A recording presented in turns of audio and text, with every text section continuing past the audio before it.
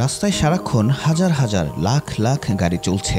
Train, plane, জাহাজ সারাক্ষণ কোনো না কোনো গন্তব্যের উদ্দেশ্যে ছুটে চলছে বিশ্বের এক জায়গা থেকে অন্য জায়গায়।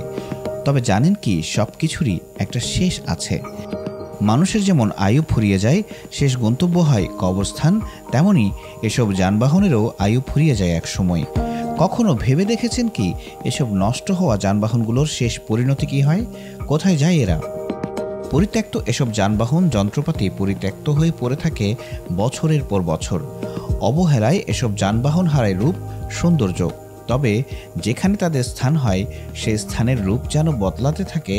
ভুতুরে কোনো স্থান বা কবরস্থানের রূপ নেয় জায়গাগুলো। তেমনই কিছু স্থান সম্পর্কে জানবো আজ। প্রথমেই জেনে নেওয়া যাক গাড়ির কবরস্থান সম্পর্কে। ব্লুমবার্গের রিপোর্ট অনুযায়ী চীনের হাংজৌ শহরের বাইরে একটি বিশাল কবরস্থান রয়েছে, যেখানে শত শত বৈদ্যুতিক গাড়ি রেখে দেওয়া হয়েছে। গাড়িগুলোর মধ্যে গাছপালা পর্যন্ত গজিয়েছে, একেবারে ভুতুরে এক পরিবেশ। তবে মনে প্রশ্ন আসতেই পারে, এত গাড়ি এখানে কেন ফেলে রাখা হয়েছে? আসলে 2018 সালটি চীনে অটো কোম্পানিগুলো একের পর এক বৈদ্যুতিক যানবাহন লঞ্চ করতে শুরু করে, যেগুলোর বৈশিষ্ট্য ছিল দারুণ। সাধারণ মানুষ তাই তাদের পুরোনো গাড়িগুলো ফেলে দিতে থাকে। সেই গাড়িগুলো জমেই এই কবরস্থানের সৃষ্টি হয়েছে। ট্রেন কোচের কবরস্থান সম্পর্কে জানা যাক এবার। যারা রহস্যময় কিংবা পুরনো জঙ্গল জায়গার ব্যাপারে আগ্রহী, তাদের জন্য এটি হতে পারে সেরা একটি জায়গা। গ্রিসের দ্বিতীয় বৃহত্তম শহর থেসালোনিকিতে একটি ট্রেন কোচের কবরস্থান রয়েছে। অ্যাটলাস অবস্কুরা ওয়েবসাইট অনুসারে 1980-র দশক থেকে ট্রেনের যে কোচগুলো পুরনো হয়ে যায়, প্রশাসন সেগুলো এখানে ফেলে দেয়। এরপর বছরের পর বছর ধরে ট্রেনের কোচগুলো এখানে এভাবেই পড়ে থাকে। লোহাকে স্ক্র্যাপ হিসেবে নিলামে তোলারও চেষ্টা চলেছে, কিন্তু এত বেশি টিন আছে যে কিছুতেই তার নিয়ন্ত্রণ নিয়ে আসা সম্ভব হচ্ছে না। জাহাজের কবরস্থানের সন্ধান দেয়া যাক। অস্ট্রেলিয়ার ব্রিসবেনের টাঙ্গালুমা বিচের কাছে একটি জাহাজের কবরস্থান রয়েছে। প্রায় 15টি ডুবে যাওয়া জাহাজকে এখানে একসঙ্গে রেখে দেওয়া হয়েছে। অনেক পর্যটক এগুলো দেখতে আসে। পৃথিবীর আরও অনেক জাহাজের কবরস্থান রয়েছে।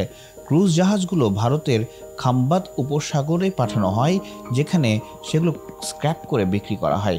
পুরনো এসব জাহাজের মধ্যে অনেকে স্কুবা ডাইভিং করতে যান। টেলিফোন বুথের কবরস্থানের কথাও জানা যাক আজ। একটা সময় লাল রঙের টেলিফোন বুথগুলো বেশ বিখ্যাত ছিল। রাস্তার ধারে দেখা যেত লাল রঙের এই বুথগুলো।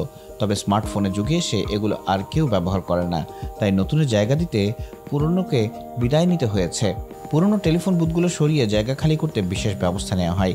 দিনের পর দিন অসংখ্য ফোন জমা হতে থাকে এক জায়গায়। বছরের পর বছর এগুলো জমে রয়েছে একই জায়গায়, ফলে অন্যরকম এক দৃশ্যের সাক্ষী হচ্ছে মানুষ। টায়ারের কবরস্থান। কুয়েত শহরের সুলাইবিয়া কবরস্থান বিশ্বের বৃহত্তম টায়ার কবরস্থান। গত 17 বছরে 40 মিলিয়নেরও বেশি গাড়ির টায়ার এখানে ফেলা হয়েছে। এটি বিশ্বের বৃহত্তম টায়ারের কবরস্থান। তবে এখন সেখানকার সরকার সেগুলোকে পুনর্ব্যবহার করার পরিকল্পনা করছে। বিমানের কবরস্থান সম্পর্কে জানা যাক এবার।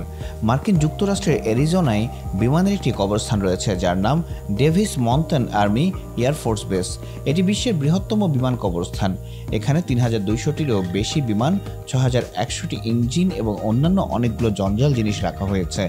বিশাল জায়গা জুড়ে আছে মানুষের হাতে গড়া বিশাল সেই ডানামেলা পাখি, যেন আজ কালের সাক্ষ্য দিচ্ছে।